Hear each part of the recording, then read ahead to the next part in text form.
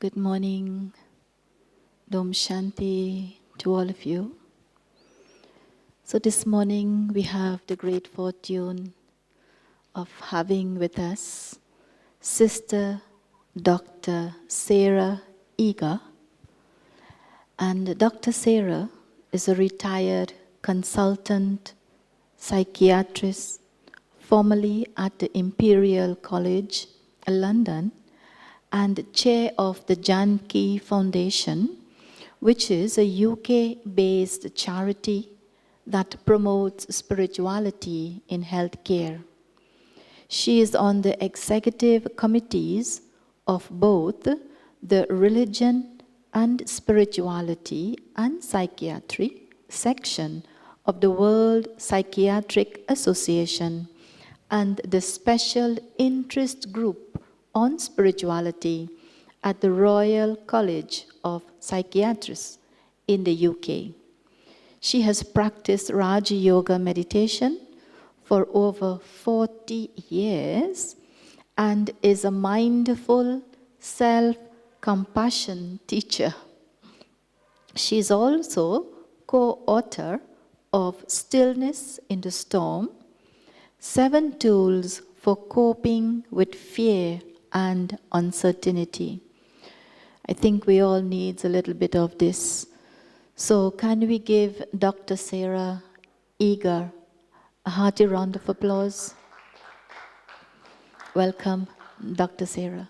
Thank you. It's all to you. Thank you. Thank you very much. I have a feeling that people will be coming in dribs and drabs, but I think we'll start because I'd like this morning to take you through a few experiential exercises so that you have your own experience of having compassion and mercy for yourself.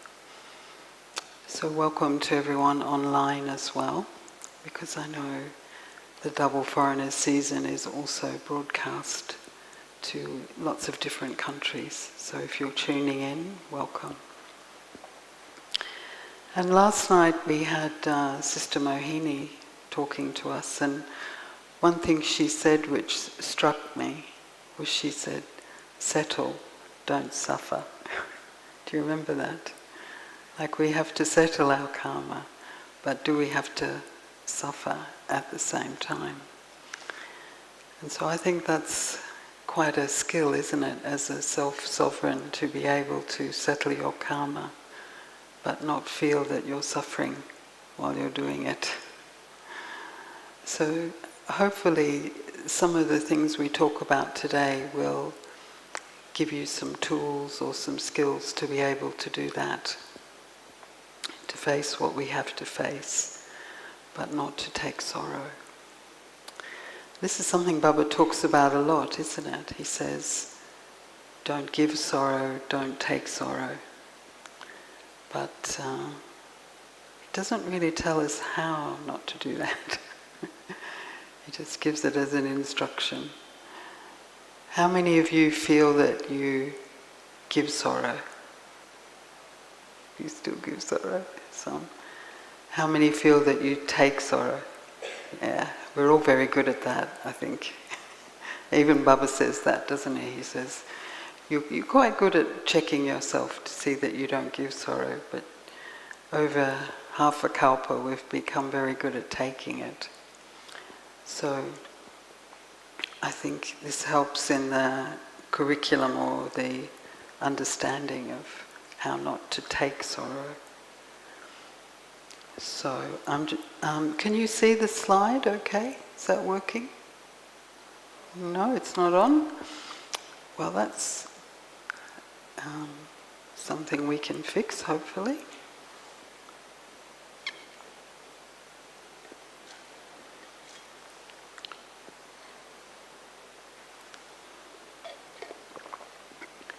Do we have any translators? Russian, Tamil, Indonesian. Is that okay for you? I'll try not to go too fast. often that's a problem, isn't it, for translators when we speak too fast. So if I'm going too fast, wave or I'll look up. How are we going with the slides? They're on now? Good. Okay, so the first question, and Baba talks a lot about being compassionate, especially at this time in the cycle. We need to really emerge those sanskars of mercy and compassion. So just to think for a minute, what does compassion mean to you? What does compassion mean to you? I think you were given the instruction to bring a notepad and pen, so you can even write down. You got it? Good.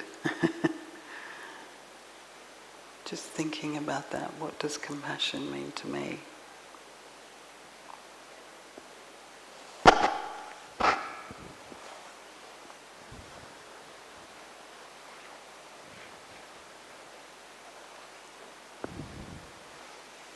Come closer. Okay. If you're coming for the class, come down the front.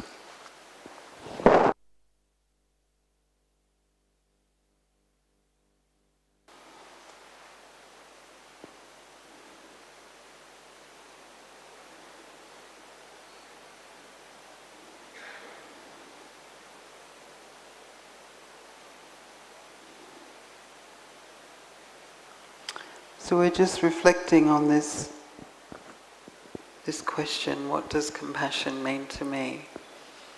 Any thoughts?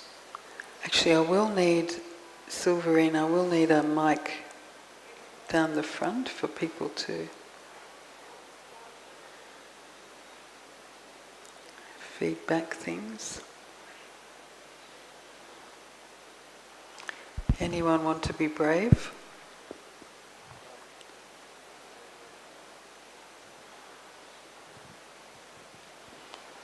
This brother here. I think you have to come to the mic. Or is the mic coming to you? You come to the mic.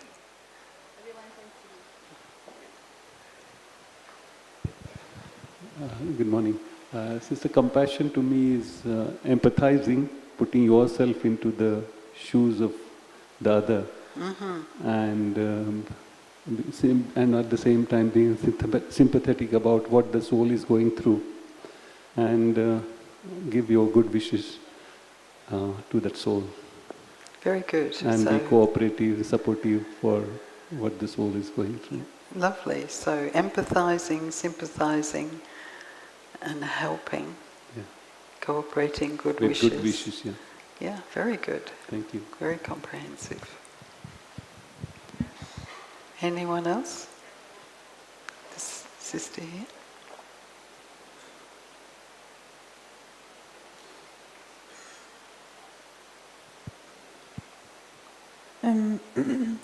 To me, compassion for self means that I accept whatever sanskars become visible in different situations, and then after I accept it, I understand that this is my stage right now, and then I look at my ugliness, and despite that, I still love myself. Mm-hmm. Lovely. So understanding, acceptance, loving yourself. Beautiful. Thank you. It's okay. I think that's all right for now. Unless, one more. Yeah. So I feel like compassion means whenever a person are not on my way, they are not behaving nice. If I think right or positive, so I am having compassion to myself, because negative thought creates a negative vibration to myself. So I am protecting myself and also protecting others. So thank you. Thank you. Very good. So, combination there, you were talking about compassion for others, but also compassion for the self. So these are some quotes. Like the Buddhist branch of the tree is quite into compassion. That's one of the big things that Buddha talked about. And so what Buddha said about compassion was the wish that all sentient beings may be free from suffering. And so it's not just other human beings, is it? It's any living being, the animals, the natural world. And Paul Gilbert, who was a psychologist in Great Britain, in United Kingdom, who's done a lot of work on compassion, says it's the deep awareness of the suffering of oneself and other living beings, coupled with the wish and effort to alleviate it. So again, what this brother was mentioning, so it's an awareness, and then it's having good wishes, but also something to help someone out of the suffering. And that is the feeling that an angel gives, doesn't it? That there is this deep benevolence, this deep mercy to want to pull people out of their suffering. And suffering is really something that we don't experience that in the golden and silver ages, do we? It's foreign to us. It's only in the second half of the cycle that we begin to get the result of karmas and we start to have that experience of suffering. And so we don't need compassion either in the gold and silver age. It's really a capacity, a power, a feeling that arises now. And Daddy Janki herself, compassion is not wanting sorrow to remain in the other and having the strength in the self to remove that sorrow. And I'm sure a lot of us had that experience. We would go to see the daddies and somehow through their sakash, through their drishti, through their love for us, we would feel our worries, our cares, our concerns evaporating, you know. And same sitting in front of Baba. Baba, same ability to take the sorrow out of another soul. So a very deep role that an angel plays. And thinking about what are the elements of compassion, and again, I think this brother raised quite a few of them. So to me, it's part of the curriculum of self-sovereignty. So this idea of paying attention and noticing, for me that is part of introspection. It's being able to look inside and really notice, what am I feeling? What am I going through? Sometimes we just know we're upset, but we don't know why. We're not exactly sure what we're feeling. And to have that ability to just sit with a feeling or an emotion and just see, to notice, even to notice that I'm not quite right. Sometimes we just keep going, don't we? We keep busy, we keep doing, and we almost don't check in with ourselves to see, how am I feeling? So that first thing is noticing. The second aspect is understanding. And this is very powerful, isn't it? Knowledge gives us a lot of tools to understand we use our intellect to think, what's going on here?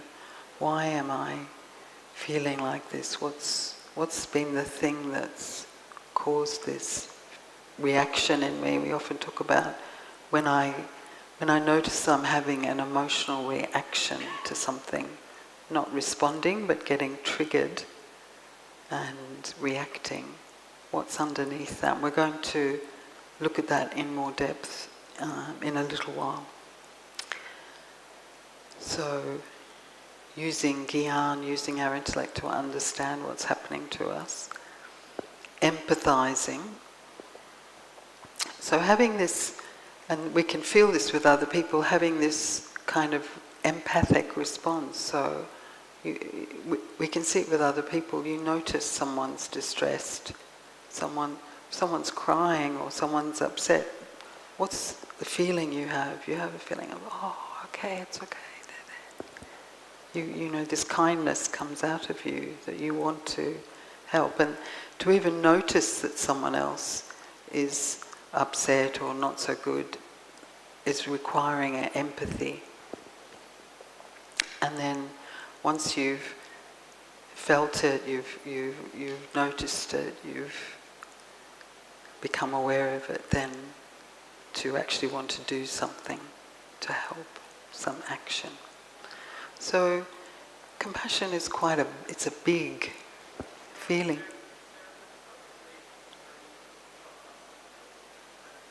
Oh, okay.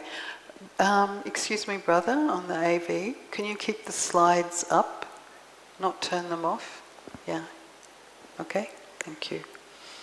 So these stages can apply to when you're with someone else, but also to yourself. So what I'd like us to do now is just a little exercise to see how I am when someone else is suffering and when I'm suffering. So it's like a little visualization.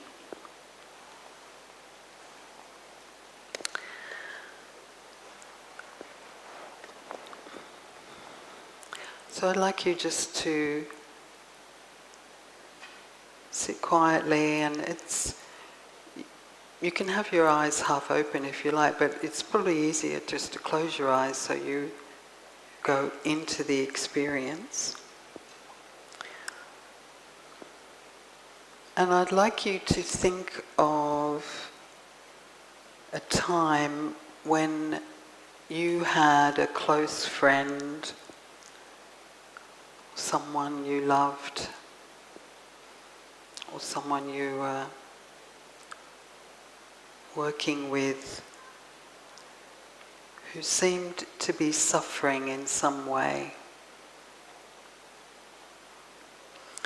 This person may have had a misfortune, or failed, or felt inadequate. So just imagine you're sitting with that person and something has happened.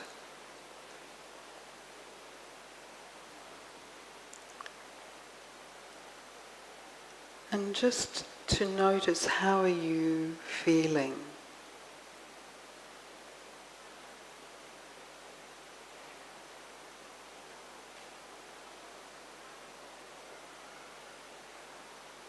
How are you responding to this person?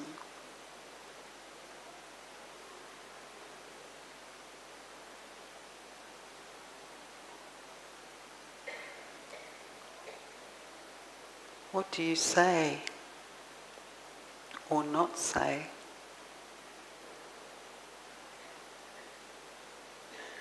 What's your tone of voice?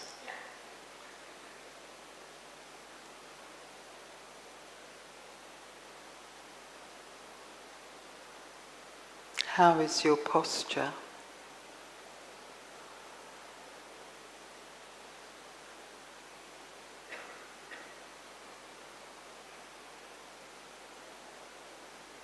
Anything non-verbal that you're doing with your body?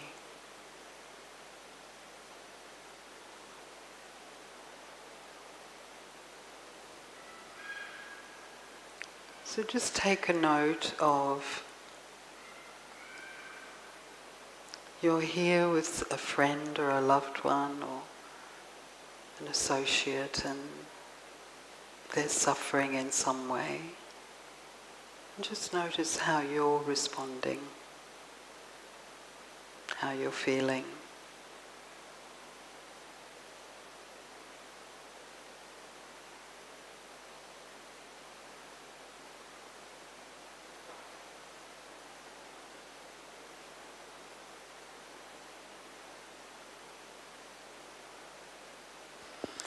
And now I'd just like you to and make a mental note of that scene, but now park it. And I want to take you on to another scene. Now, this is a time when you are suffering in some way. You may have had a misfortune, or failed, or felt inadequate.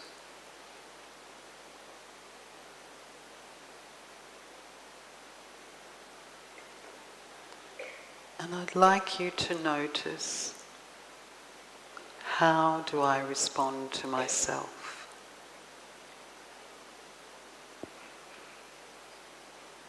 How do I talk to myself? What tone of voice do I use?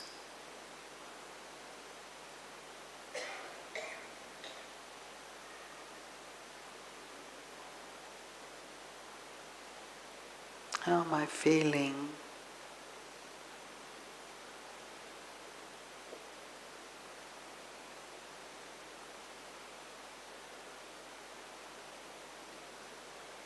Notice what you're doing with your body. What are your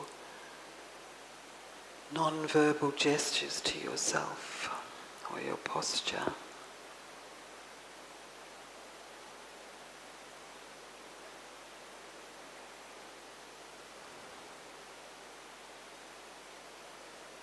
So you're suffering in some way,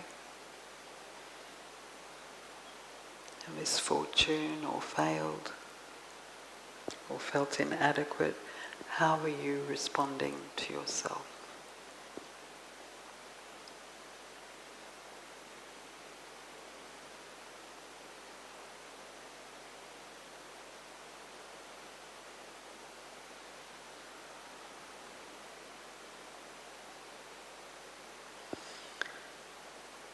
And so I'd like you to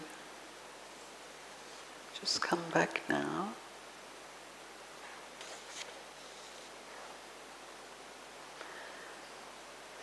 And just see, was there any difference in those two situations?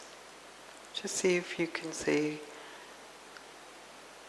did you respond differently to the person, the other person, and to yourself?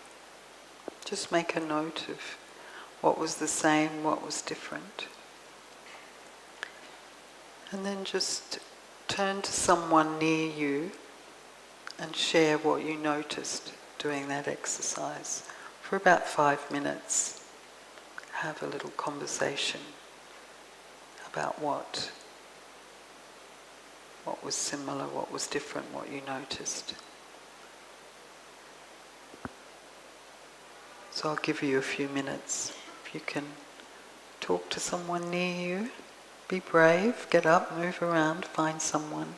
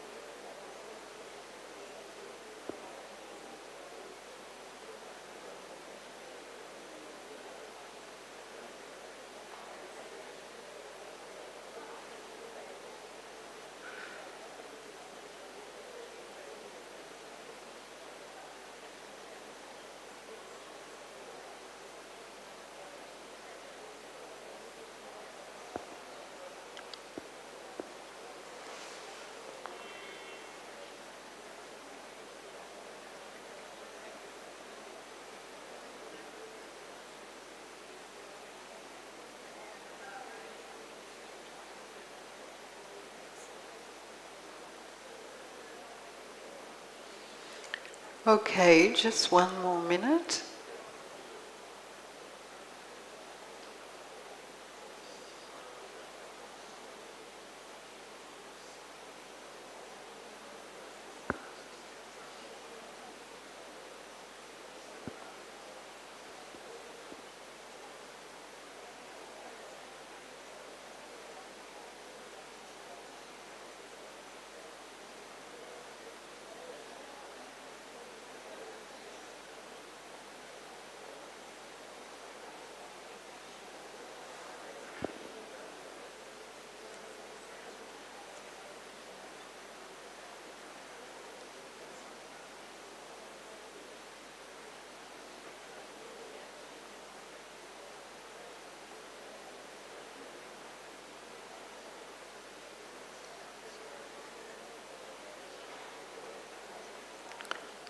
Okay. So, I think just to do this fairly efficiently, who felt that the way they were with a friend, the way they responded to a friend, and the way they responded to themselves was the same? Just some hands up. Who felt it was the same? One person? 2, 3, 4, 5. Who noticed a difference? Majority. Which is what's common. Who felt they were nicer to themselves? Nobody. Who noticed they were nicer to the other person than they were to themselves? Yeah, very common response. They've done a lot of research in this and have noticed that about 78% of people are more compassionate towards other people than towards themselves. So don't feel bad if that was what you noticed. It's very, very, very common. And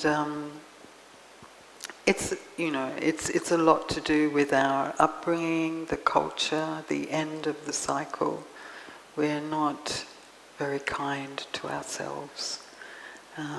There are many, many reasons, but it's good to notice really how I talk to myself.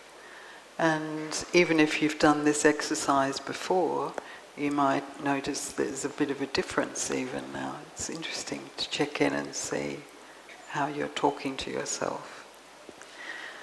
And quite a lot of work has been done on this in psychology, and one particular person called Kristen Neff, who is a psychologist in America, who's a pioneer in this field, her definition of self-compassion is responding in the same supportive and understanding way you would with a good friend when you have a difficult time, fail, or notice something you don't like in yourself. So it's that feeling of becoming your own best friend, being kind to yourself. So with self-compassion we give ourselves the same kindness and care we'd give to a good friend. And again, the Dalai Lama talks about really the basis of giving compassion to others is the compassion and kindness that I give to myself. So to really cultivate genuine compassion for others, it's the ability to connect with your own feelings and to care for yourself. So that sense of really becoming better at seeing what I'm feeling and what I might need and how I can be kinder to myself. And when we think about, we started off today talking about Baba saying, don't give sorrow, don't take sorrow, and how a lot of you notice that you're still quite good at taking sorrow. So I just thought it'd be worth spending a minute thinking about what are the ways in which I still take sorrow. Just have a little think to yourself, how do I take sorrow? And particularly, how do I give sorrow to myself? How do you think you do that?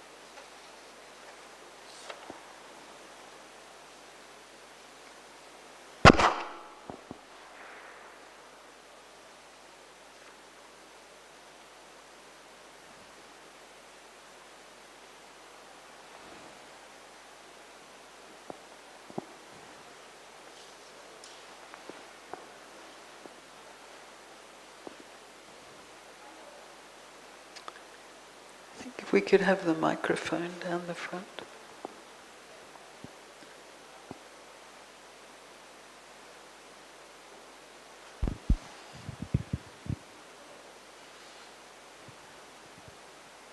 I think if you go down,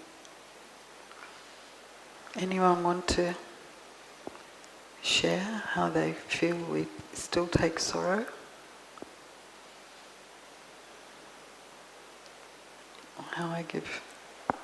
Yeah, I think I'm sorry, you have to be a bit courageous here and come down the front.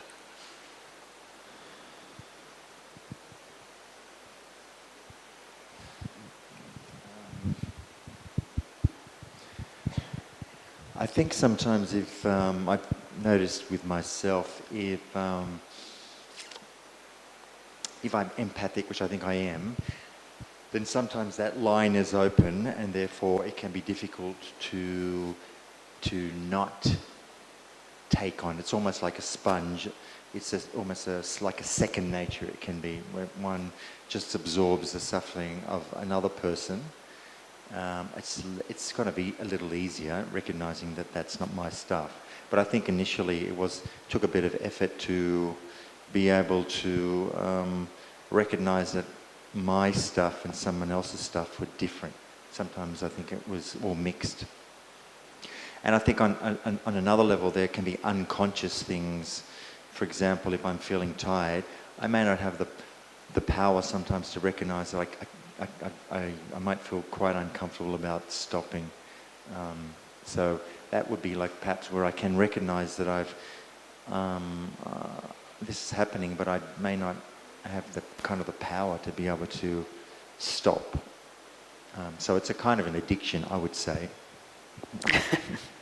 You mean to stop action? You mean you keep doing? Yes, especially I think if one has grown up in a family where doing was like the way of dealing with everything, it becomes second nature. So recognizing, I think for me that it's good to do, but yeah, if I can't put the foot on the brake, then that's my response. That's my response to things, by doing. Whereas to be and feel the feelings is sometimes the most difficult. Thank you for sharing. Anyone else? Someone here?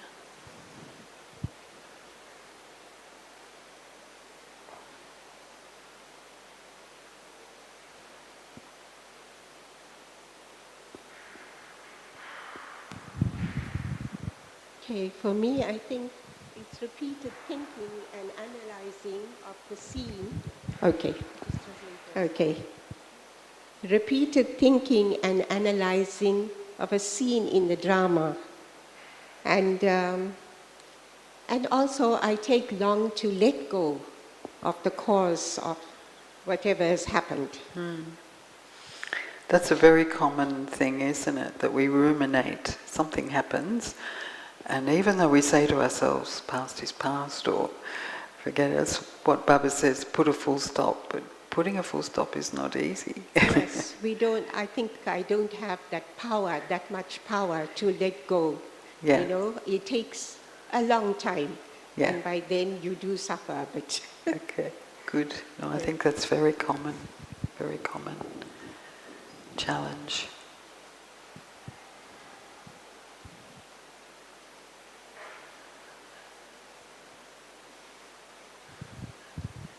I think when we all have weaknesses, and we recognise those weaknesses, and if we feel we fail and that weakness keeps happening, then we can get quite hard on ourselves and be quite critical and judgmental of ourselves. So that's one where you can feel sorrow for yourself. But the other one is when someone else recognises that weakness and uses that in a way against you too, you know. It's sort of a power. It's when someone has power or they have a position over you and they also know your weakness and they use that as an advantage to themselves. I think that can cause sorrow. Well, it does to me anyway. Yeah, so you're recognising where you're taking sorrow. And I think that, in fact, leads very nicely into the next exercise, your first point about how you're hard on yourself, how you're critical. So thank you. We'll take that up now. I think that will do for now. We could do a whole day on that, couldn't we? We could do a whole workshop on the ways we still take sorrow. And just trying to find the antidote to that, really. What is it that we can do? And one thing that I've learnt through the self-compassion exercises is there's a little thing called a self-compassion break. And I'm just going to lead you through that now, because what I've learnt is that, especially when we're emotionally triggered, we tend to have, or we get an emotional reaction to something, it becomes a habit that when, we all tend to, through the second half of the cycle, start to become like our reaction will be if we're taking sorrow, that we get defensive, or we start attacking back, or you can think of all the different ways that if I'm taking sorrow, what my habit will be when I'm feeling kind of like I'm a failure or I'm feeling bad.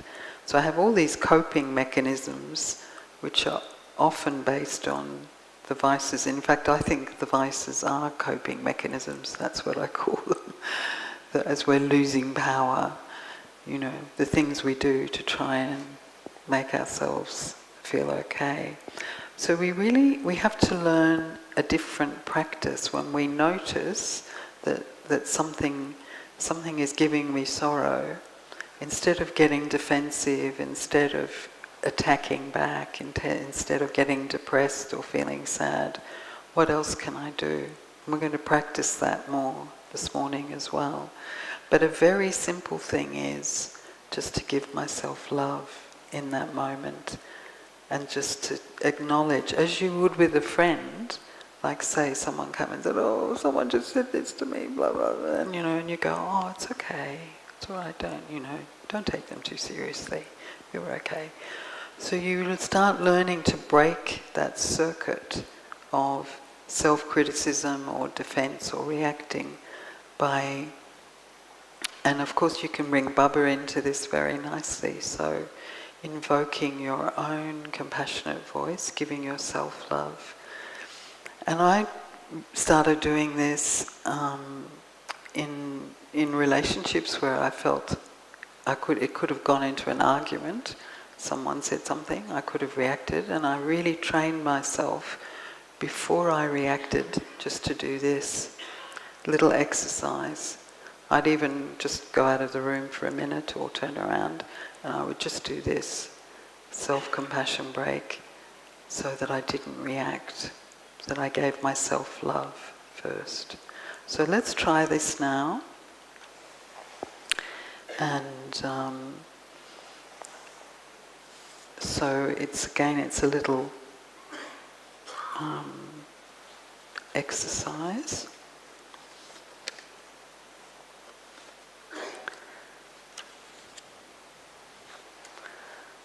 Let's get my right page.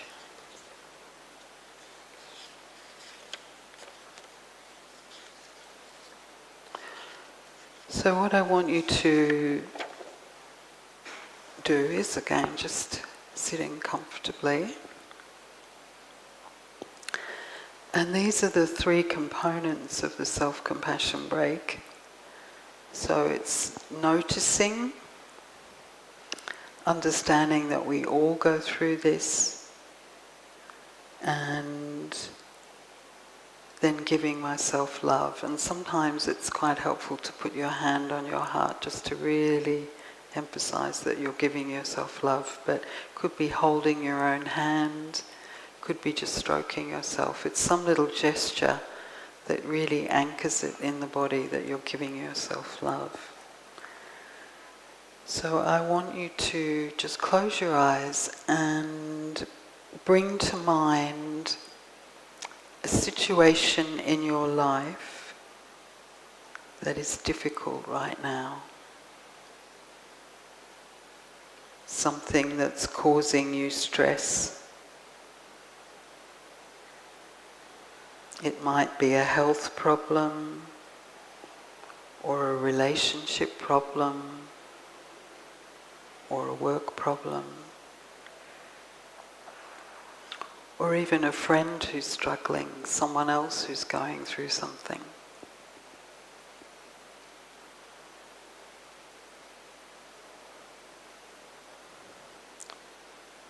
So you don't have to go into it too deeply, but just bring it to mind, something that perhaps is a challenge for you right now,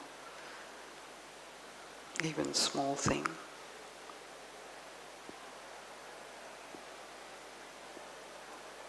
And just allow yourself to see and hear and feel your way into the problem, so that you notice that even by thinking about it, it makes you feel a little bit tense.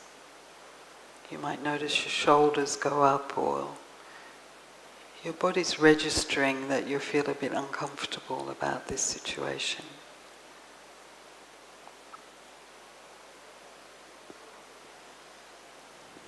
And then say to yourself, slowly and kindly, that you are noticing this is a moment of sorrow. This is a moment of suffering. And so you're just acknowledging that, you're validating it. Yes, this does cause me a challenge. It gives me a little bit of stress.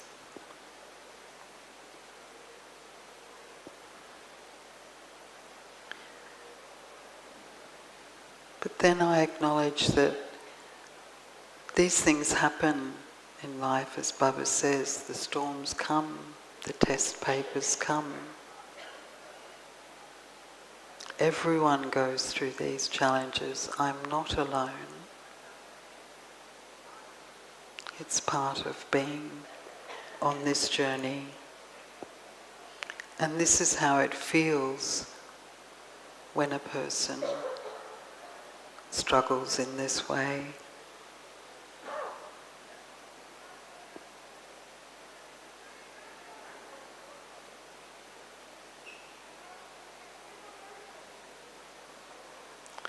And now put your hand on your heart, or hold your own hand, or whatever gesture feels comfortable for you, and just say,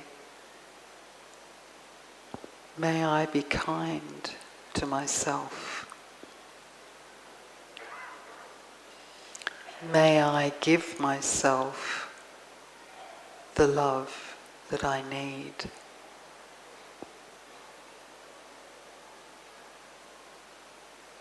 May I accept myself as I am.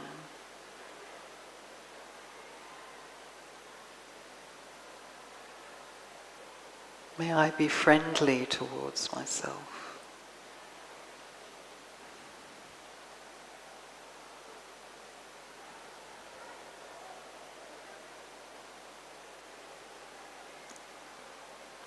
And wherever you take love from, wherever you feel that love from,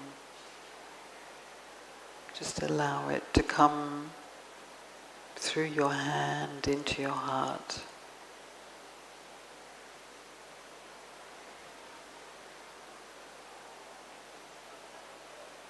It may be from Baba, it may be from your higher self, it may be from that original quality of love in the soul. Just invoke that.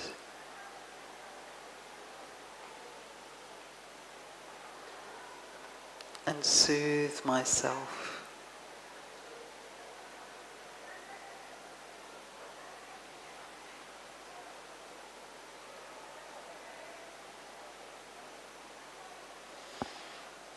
And if you're not even sure what to say to yourself, imagine that a dear friend was going through the same thing.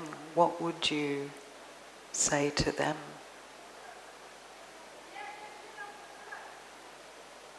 Sometimes it's easier to find the words if we're talking to someone else.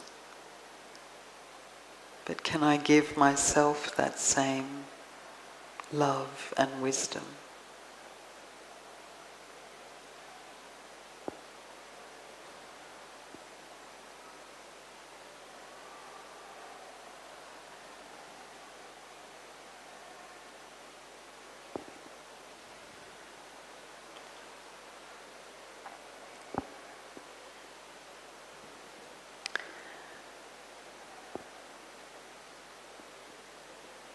So just coming back, I think the trick with this is to be able to do it quite quickly and automatically. And that's why it's good to have a gesture, because if you notice you're getting triggered or upset, if you just have a thing that you do that just reminds you, okay, this is hard, this is difficult, it's not nice to be spoken to like this, or this thing is tough.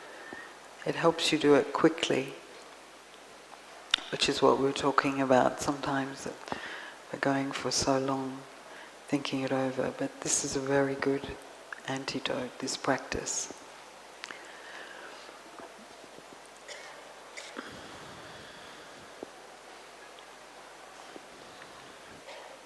Was that okay? Did you find that helpful? It's just remembering to do it, isn't it? So when you notice you're suffering, give yourself love. Do that first, and then see how the situation changes.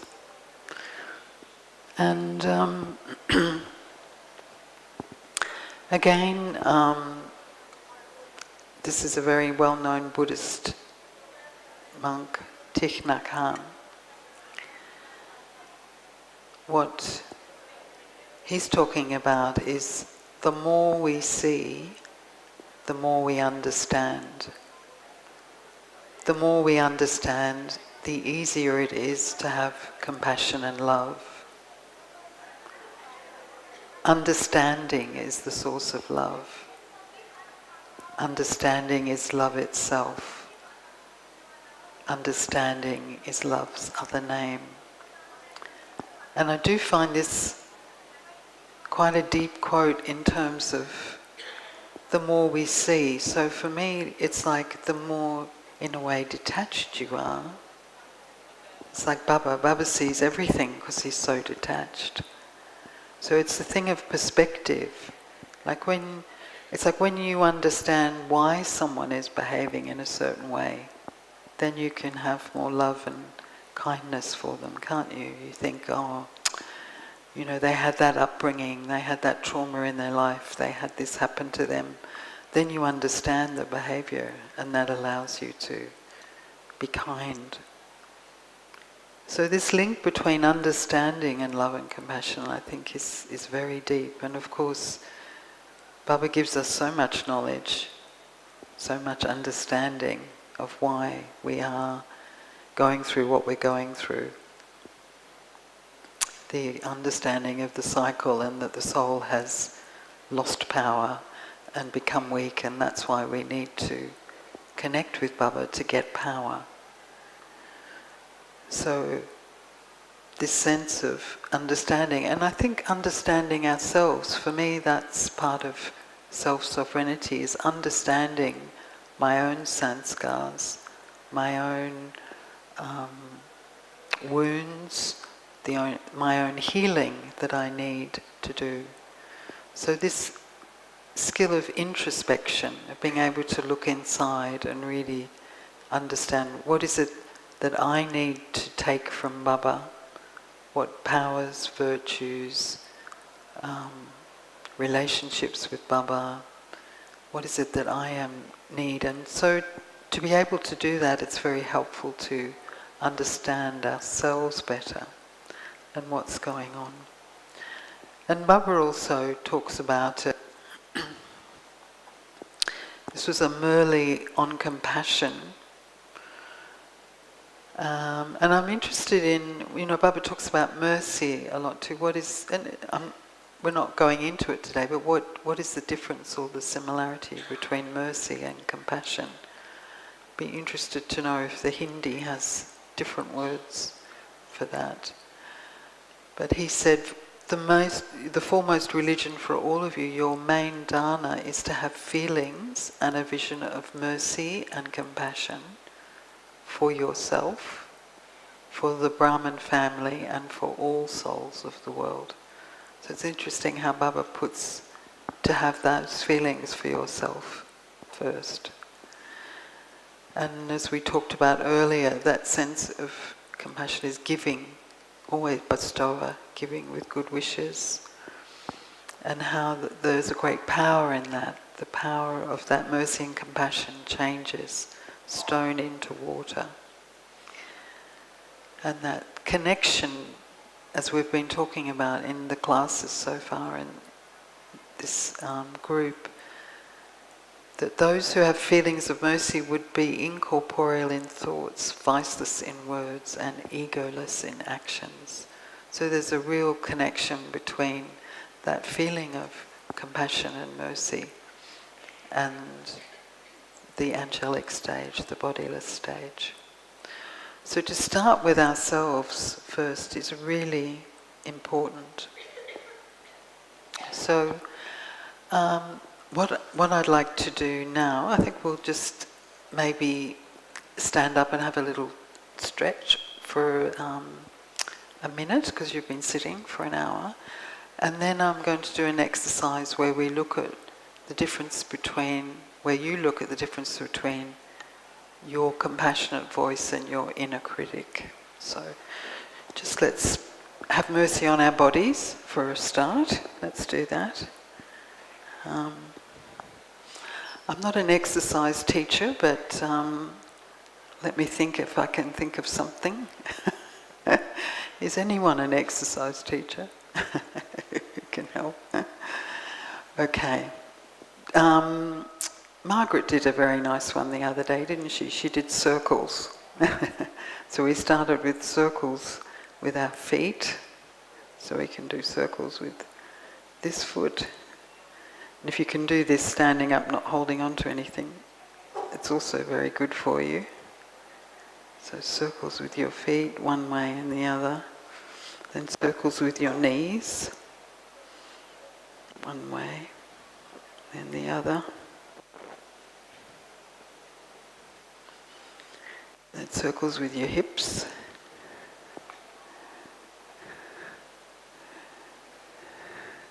Oh, that looks very lovely from up here.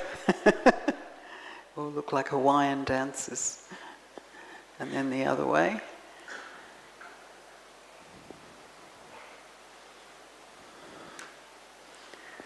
And then shoulders circling back. I think we do 5 times each way. And then circling forward. I don't know about you, but mine are going crunch, crunch, crunch, crunch. And then arms circling back.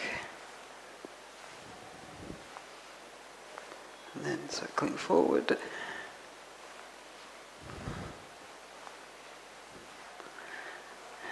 And then the neck. Oh, sorry, I forgot the wrists.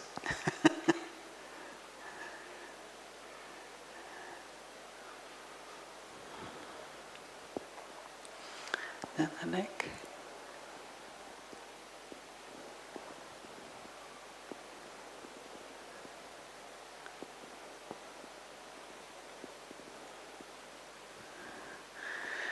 And then maybe just do a little bit of shaking and move in whatever way your body feels like it wants to do. A bit of a stretch. Stretching up, touch the sky, stand on your toes. And then if you've got room, a little bit of the Qigong swing.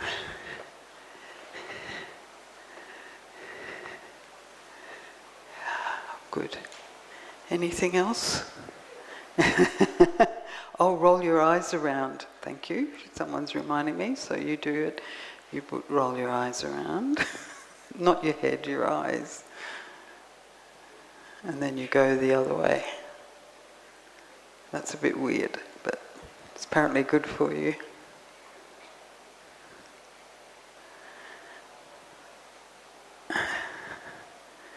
Anything else? I quite like this one. And then you go down and up.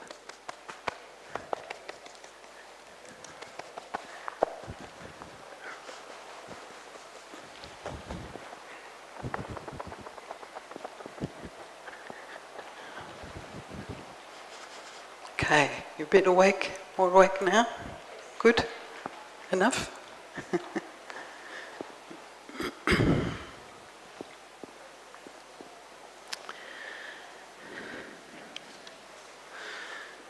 So we're going to look a little bit more at this, as this sister mentioned, this critical, the inner critic. And some of this exercise is taken out from some internal family systems work, which I think some people have been exploring. But this is, so you'll need your note paper and pen for this exercise.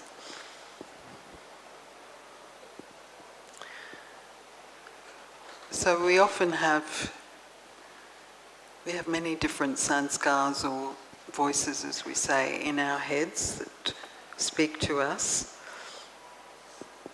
But one of them that a lot of people have by the end of the Iron Age is quite a strong inner critic. And for us, some people it might not be so strong, but it could just be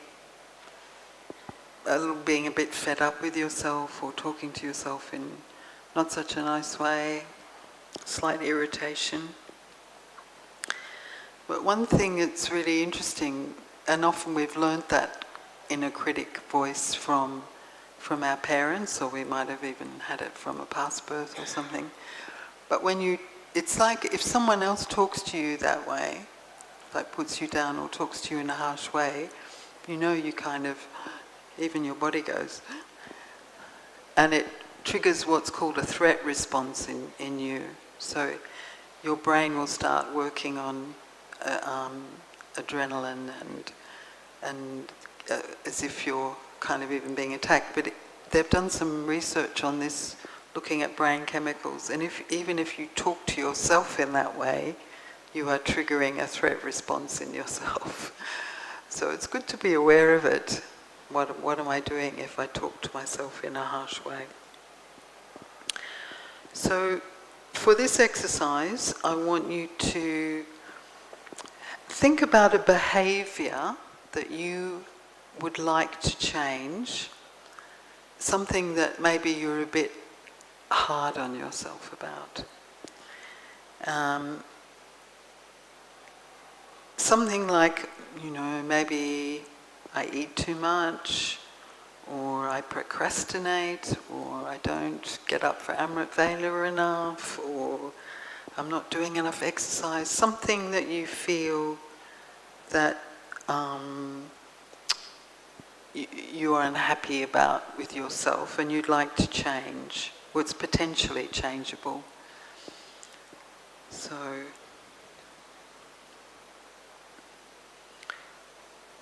can you write down what it is, if you can identify something? This is just to work with in this exercise, just to identify something, a behavior that you'd like to change, that you're critical, that you're a bit hard on yourself because you don't do it. We often make resolutions, don't we? I'm going to do this, I'm going to do that, but then we don't. Somehow it doesn't work.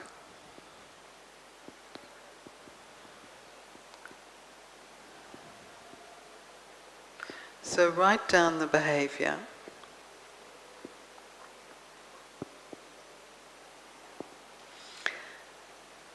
And then just close your eyes and... Yeah, the thing that you want to change. Can be a thought, yeah, can be a thought. But it's easier if it's a behavior. It's easier to work with if it's something. And you don't have to share this with anyone, by the way, so you don't have to. You can be honest with yourself, it's private.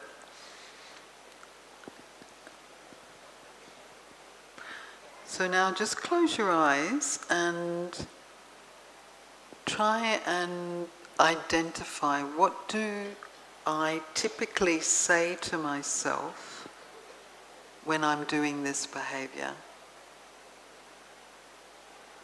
Maybe, I've missed Amrit Vela again. I just couldn't get out of bed. What do you say? How does your self-critical voice express itself?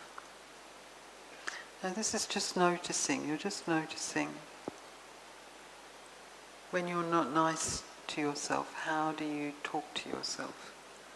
What words and tone does it use?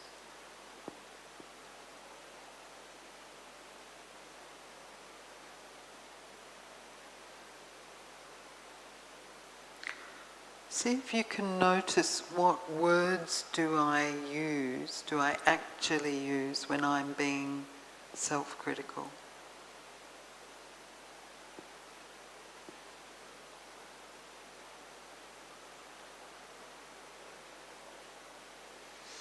Are there any key phrases that come up over and over again?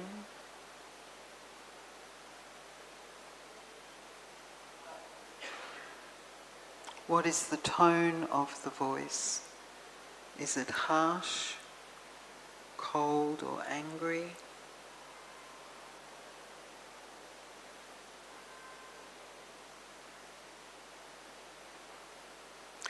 Does the voice remind you of anyone in your past who was critical of you?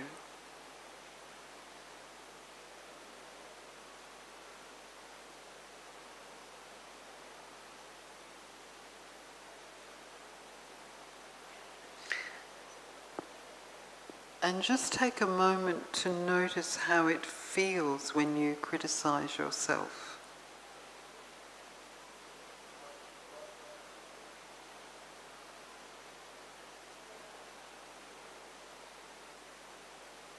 And maybe just giving yourself a bit of kindness because it's hard to hear this language.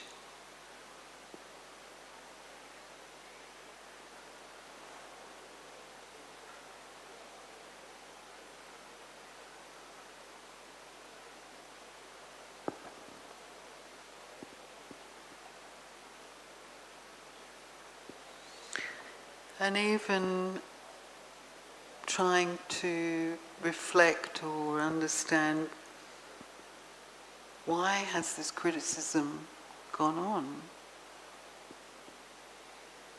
Is my inner critical voice trying to protect me in some way?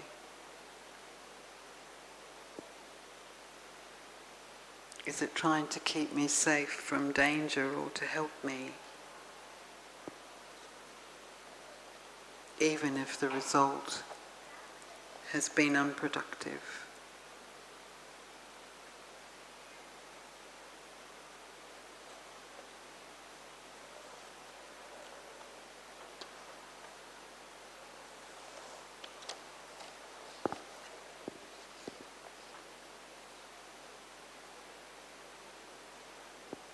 And sometimes you can't find any way that your critical voice is trying to help you.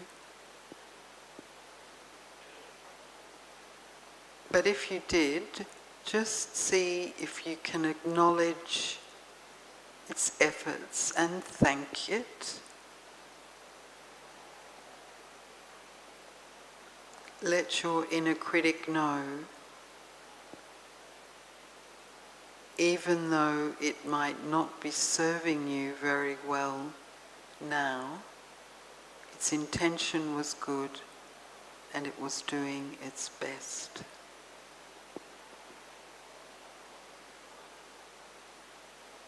And you can even talk to your inner critical voice with something like, I know you're worried about me and feel unsafe, but you are causing me unnecessary pain. Could you let my inner compassionate self say a few words now?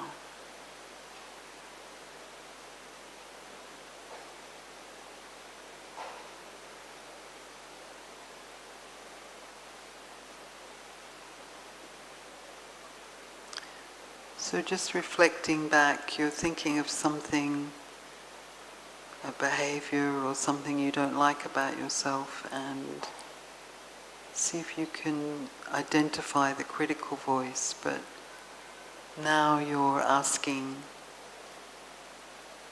it just to, so you've noticed it, you've tried to understand what it's doing, and now you're going to listen to another voice. Now that your self-critical voice has been heard, see if you can make some space for another voice. Your compassionate voice.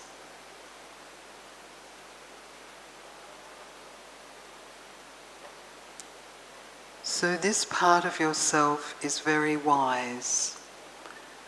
So whatever you feel is the wise part of you. Is it your angelic self? Your original deep sanskara of love and understanding? Your worship-worthy self? Really invoke that aspect of you which is so kind, so loving, so understanding.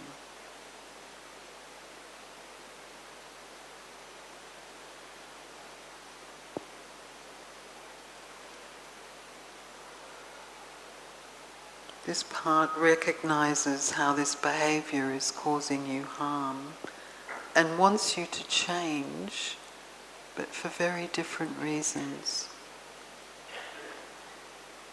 So put your hands on your heart or hold your hand, just invoking that sense of love and compassion for yourself. And again, think of the behavior that you're struggling with, what it was that you wanted to change.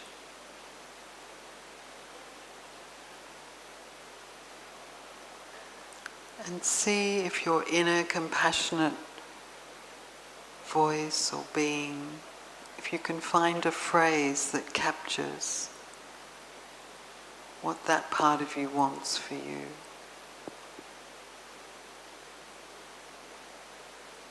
It could be something like, I love you and I don't want you to suffer.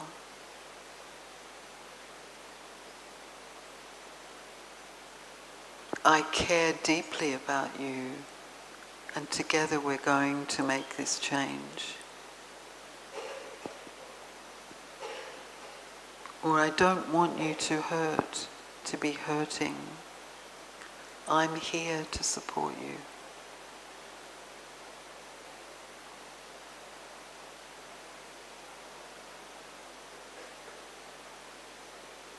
So your angelic self is there in the subtle regions offering you this help right now.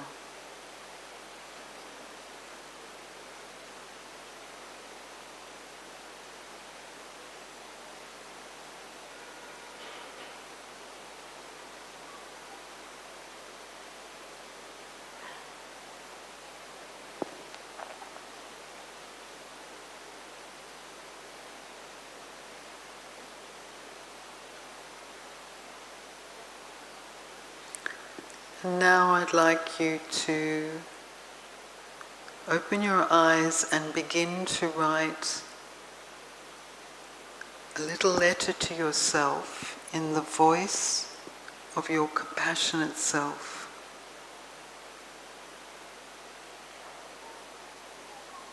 Freely and spontaneously addressing the behavior you would like to change. So just 5 minutes, but start to write this letter to yourself from your angelic self, compassionate self, higher self.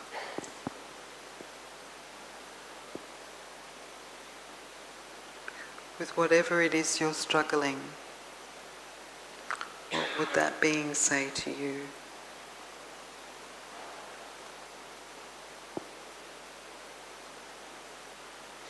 And again, if you're finding it hard, imagine that a friend was having the same behavior or struggling with the same thing. What would you say to them?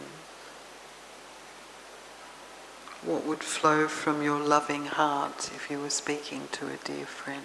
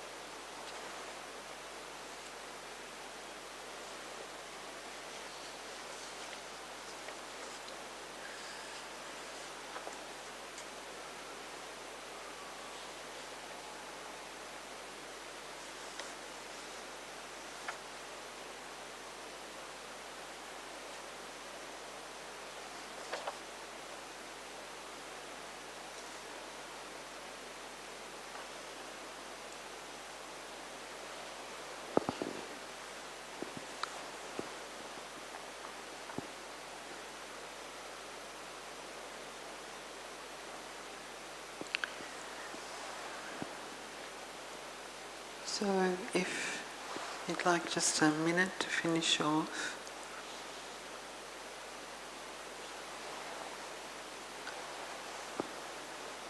And then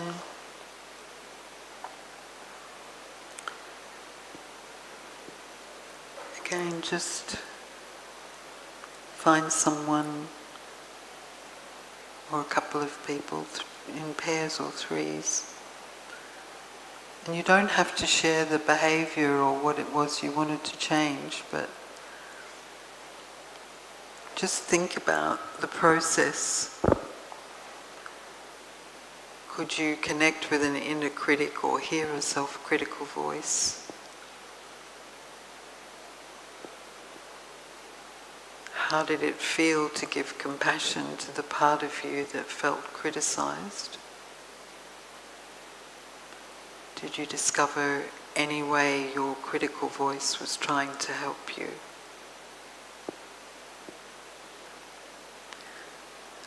These are just some things you could talk about. What was the impact of saying the words, "I love you and I don't want you to suffer"? And how was it to write from the perspective of the compassionate voice? So just another few minutes just to share your thoughts on the process, what you noticed, what was helpful.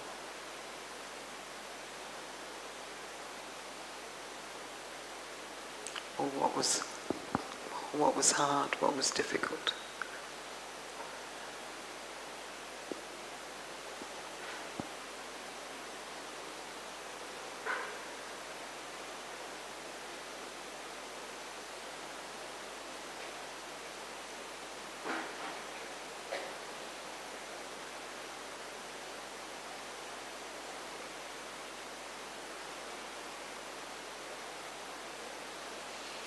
If you're sitting alone, you could get up and move around and find someone or find two other people. It's just sharing the process, it helps.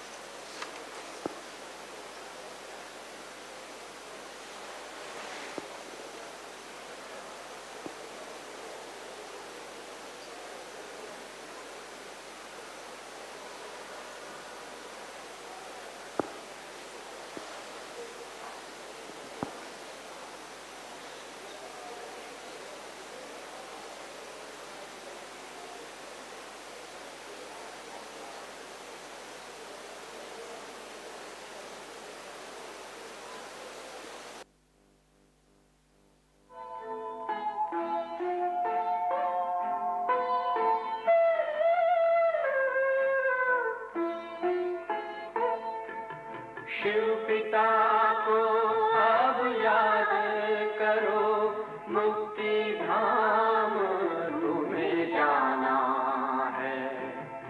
अपने सुकर्मों के बल पर ही सतयुग में तुमको आना है। शिव पिता को अब याद करो।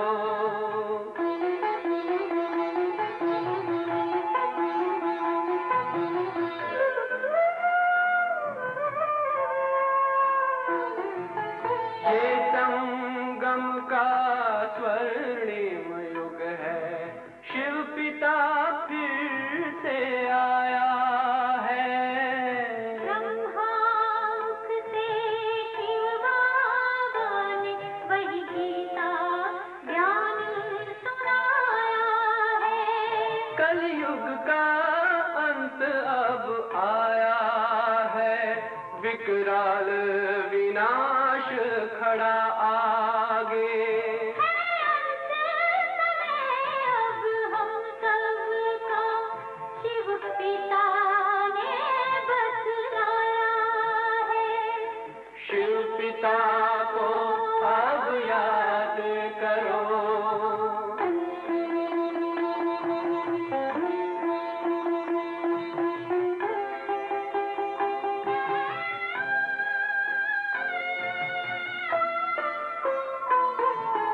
पांडव शिव शक्ति सेना की रणभेरी अब फिर बजती है।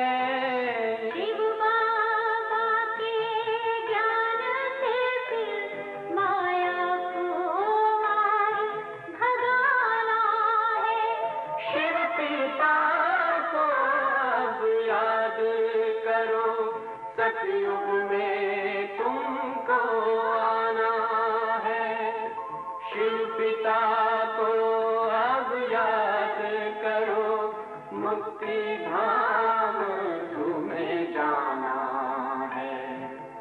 अपने सुकर्मों के बल पर ही सतयुग में अब तुम्हें आना है। धाम में तुम्हें सतयुग में अब तुम्हें आना है। धाम में तुम्हें जाना है।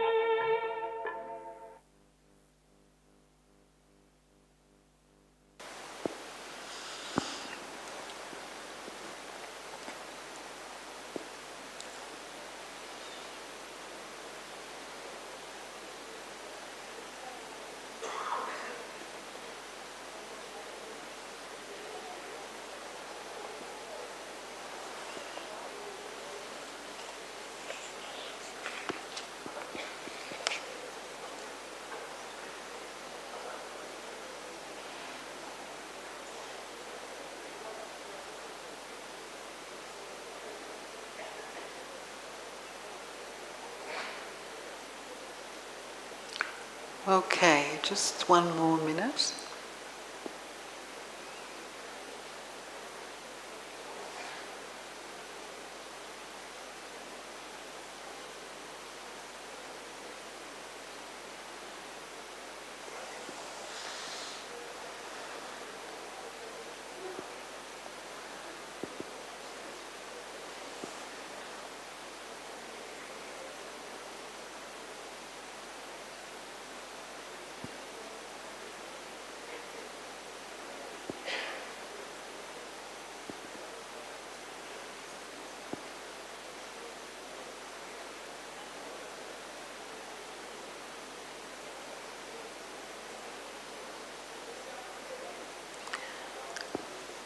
Okay, I'm going to ask you to wind up your conversations now. And just to say, maybe in future notice if you're using that language of self-judgment with yourself. Because I think the point of this, what they realize that to motivate yourself, love is more powerful than fear. So it's like becoming your own inner coach, learning how to, if any of you have had a personal trainer or been at the gym or anything like that, and that coach can go, come on, you can do it, yes, that supportive voice, it gets much more out of you than the one that says, you're no good. So just to notice that with yourself. How do you talk to yourself? Am I being my own best friend? Am I being my own inner coach? Now I'm in a bit of a dilemma because I've got one more exercise which I thought might be good to do, but I don't want to overload you. We did say the session would go to 12:30. Are you up for another exercise? Do you want another one? Or have you had enough? Yes, no. Because the last one I wanted to do is really about when we get triggered in relationships, what's going on. Do any of you get triggered in relationships? Maybe we don't get, it doesn't come across as extreme as it maybe it used to, but we might get a little bit irritated or annoyed or upset or hurt. Yeah, anyone get that? So this exercise is really to help us understand what's going on when that happens, when we take sorrow. And it can show up in a range of emotions. For us, I think they're more subtle. They're not so obvious. Do you want to try that? And it would mean staying here till 12:30. Is that okay? Or if you don't want to, maybe now's a good time to go. if you've got other things or you've had enough. But if you want to stay, we'll do this last exercise. Okay? So I'm assuming those of you who are still here, I have your consent. So this is about, when we notice we're being triggered in relationships, what's going on. And often, do you know what I mean when I say triggered? When you react, you have a reaction. And it might be subtle, but it might be even more obvious. And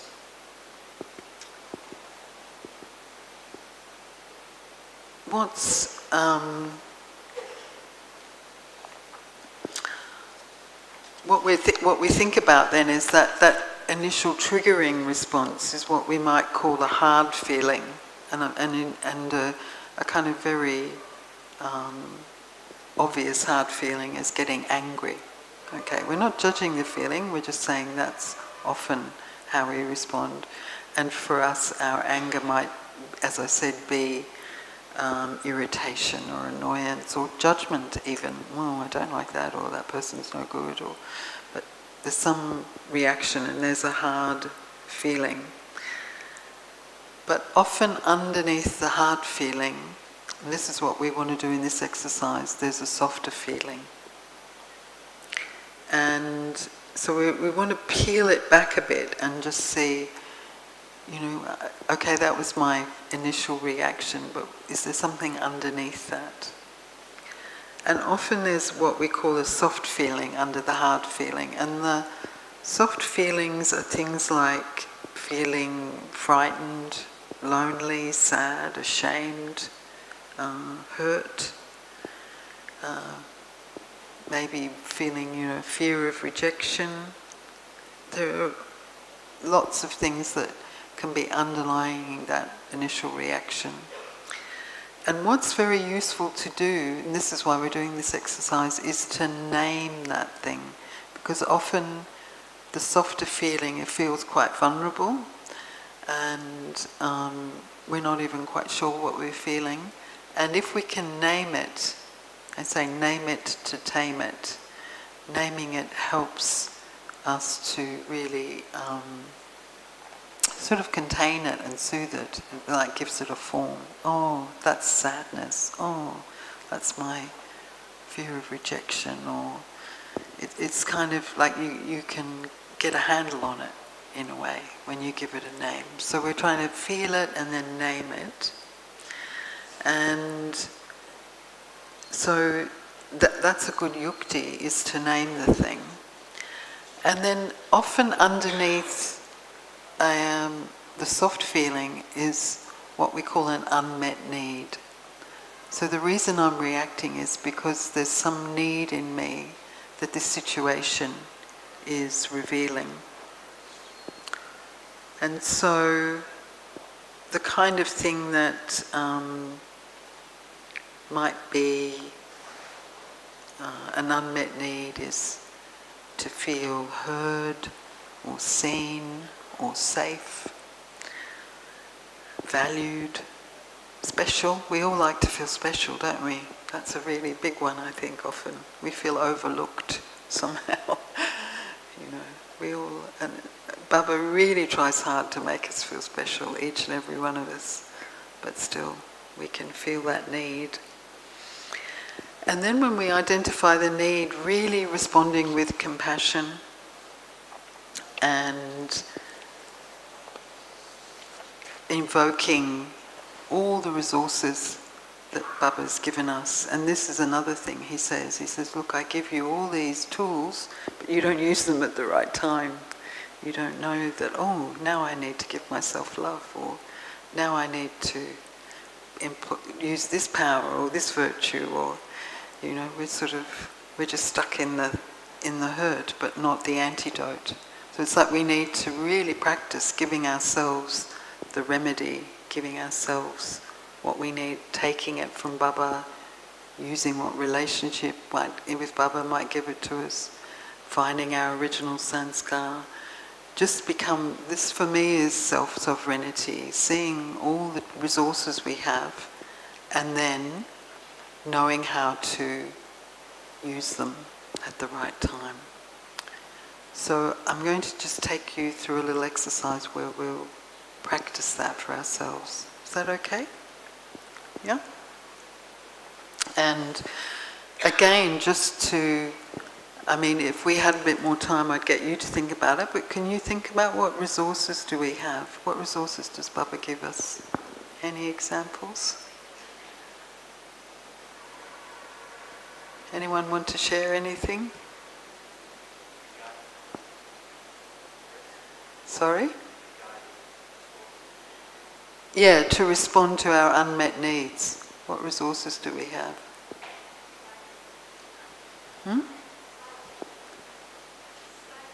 Silence, very good. Silence power, yes. Baba's love, powers, virtues, very good. Knowledge, yep. Use your intellect. Weapons, acceptance. Well, we do have weapons on our worship-worthy form, don't we? We have discuses and maces, things like that. So yeah, we have lots and lots of resources. These were just some I was thinking of. Baba's love, power, relationships, knowledge, original sanskars, 5 forms. I find the 5 forms very, very helpful. Powers and virtues. Many, many things.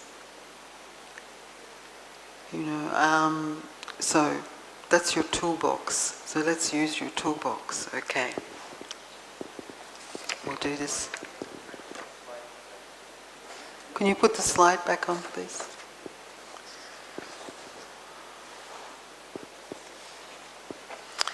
Okay.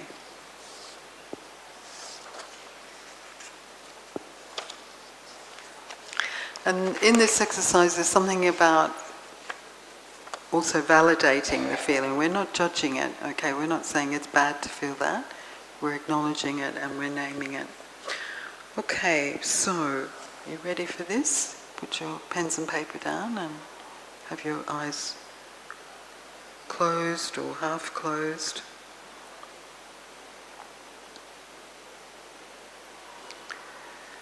And I want you to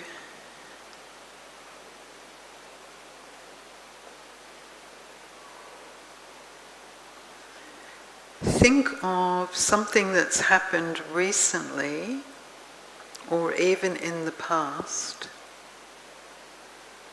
where sorrow or suffering has been triggered.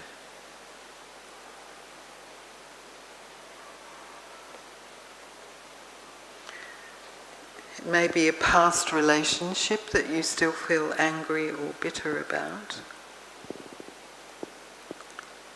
Just something that was mild to moderately shaking you or disturbing you. Not a huge thing that traumatized you, just something to experiment with. So, a mild thing. And also something that you're ready to let go of, that you feel it's time to let go of this thing.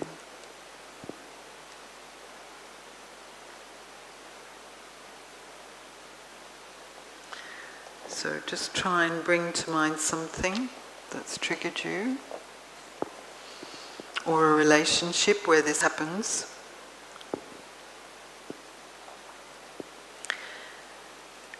And choose a specific event that was mild to moderately disturbing but not traumatizing, and just try and bring to mind the details of that situation. Just getting in touch with your feelings and how it feels in your body.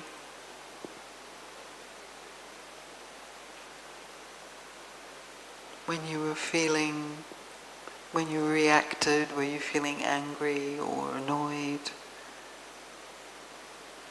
irritated?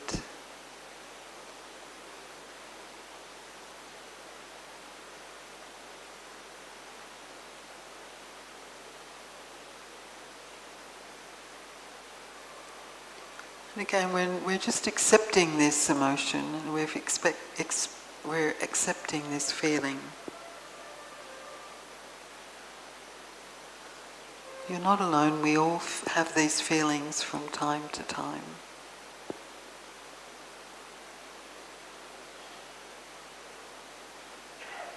So it's important just to validate that. We're not saying who's right or who's wrong. We're not getting into that. But that is how I was feeling. And that's okay.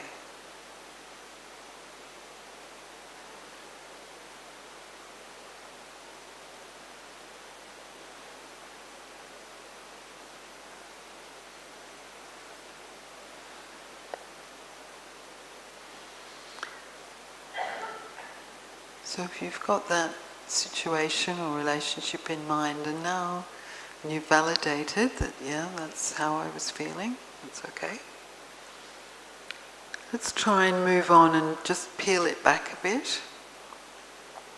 What's underneath? Can I identify any soft feeling that was under that reaction?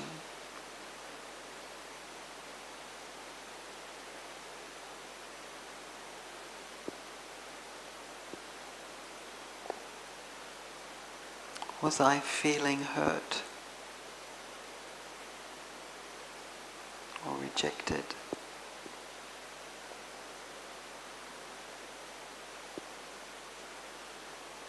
Lonely?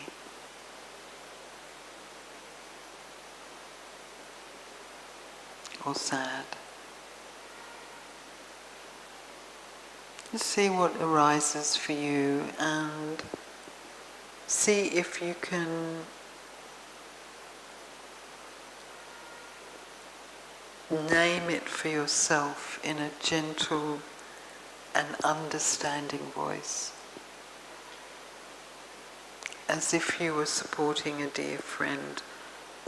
Oh, that's my sadness. Oh, that's my fear of rejection.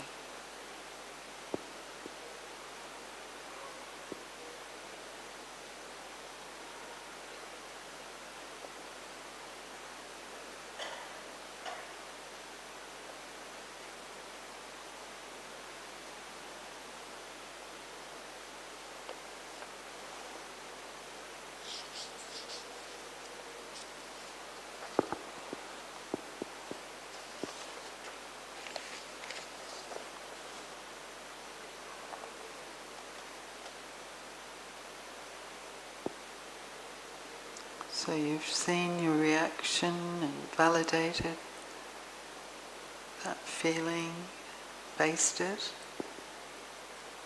Let's see if there's a soft feeling underneath. And now just release the storyline of this hurt,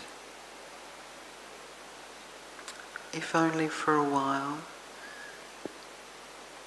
Don't get caught up in the who was right or who was wrong. And just ask yourself, what basic human need do I have or did I have at the time that was not met?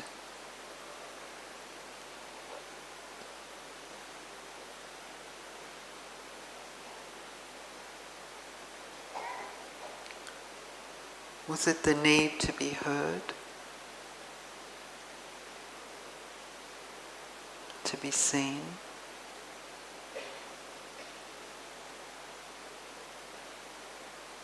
To feel safe?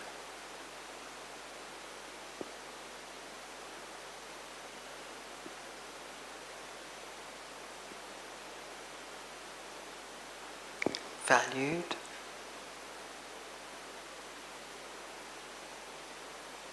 Special? Loved?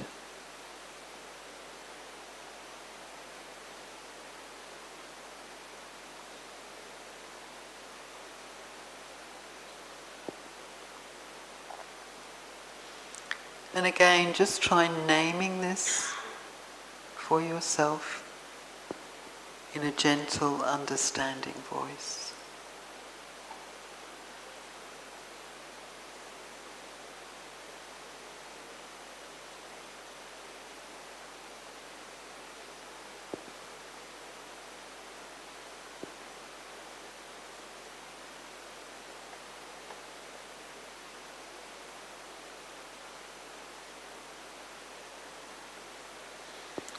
And now, again, just using a gesture that reminds you to give love to yourself, whatever works for you.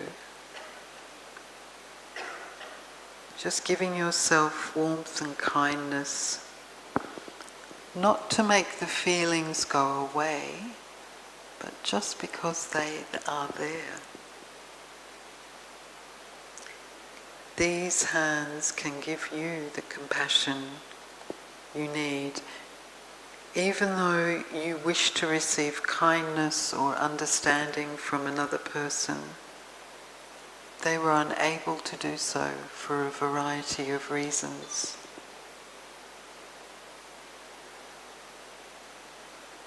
But you know you have another resource. Your own compassion.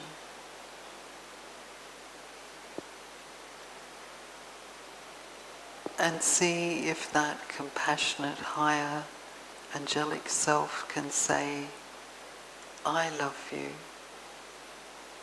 I see you, I'm here for you, you belong.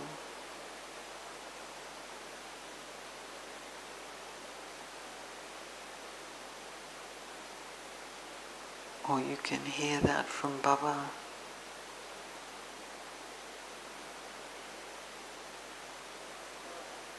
From whatever place, whatever resource works for you, let's see what arises.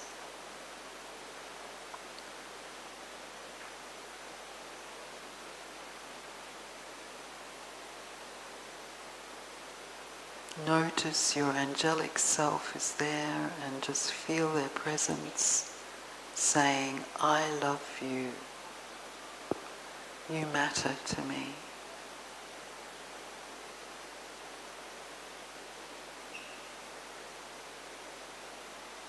Baba is there saying, I love you, you matter to me.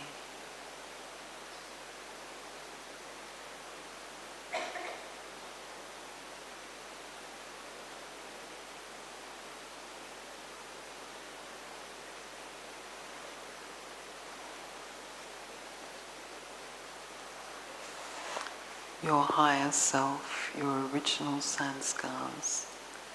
They are there, giving you the same message.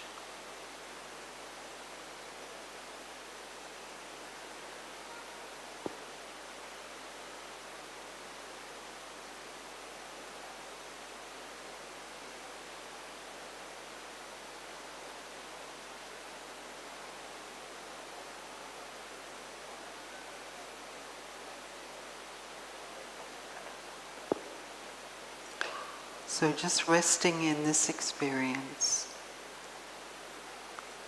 of noticing what you're feeling, seeing what soft feeling might be underneath, what need that you have, an unmet need, and then really using all the things you have at your disposal to meet that need.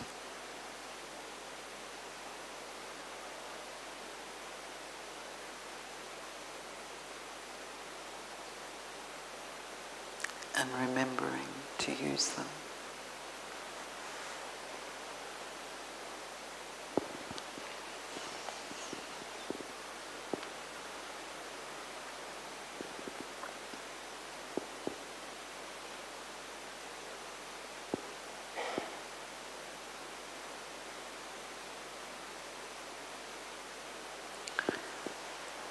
So,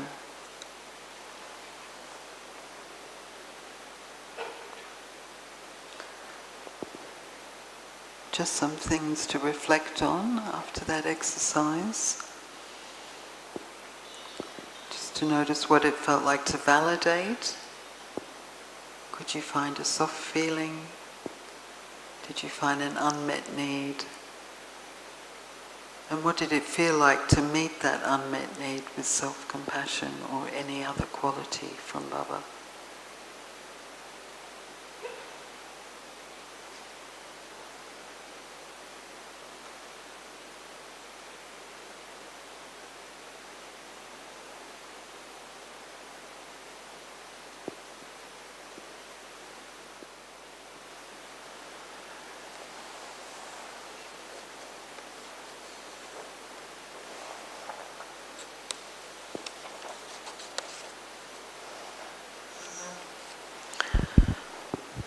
So I think we've run out of time now, but did you find that interesting, helpful, useful? A few nods? Okay, yeah. It would be nice to share in pairs and hear some feedback from you, but I think it's time for lunch now, so we have to respect the timetable of the dining room as well. I'm just going to finish with a poem. It's a very sweet poem. Because to me it links with this exercise as well. And it's called With That Moon Language by Hafiz. He's a Sufi poet. Admit something. Everyone you see, you say to them, love me. Of course you don't say it out aloud, otherwise someone would call the police. Still though, think about this great pull in us to connect. Why not become the one who lives with a full moon in each eye, that is always saying with that sweet moon language what every other eye in this world is dying to hear? So for me that's a very poetic description of drishti. So I love myself, I love you, I love God.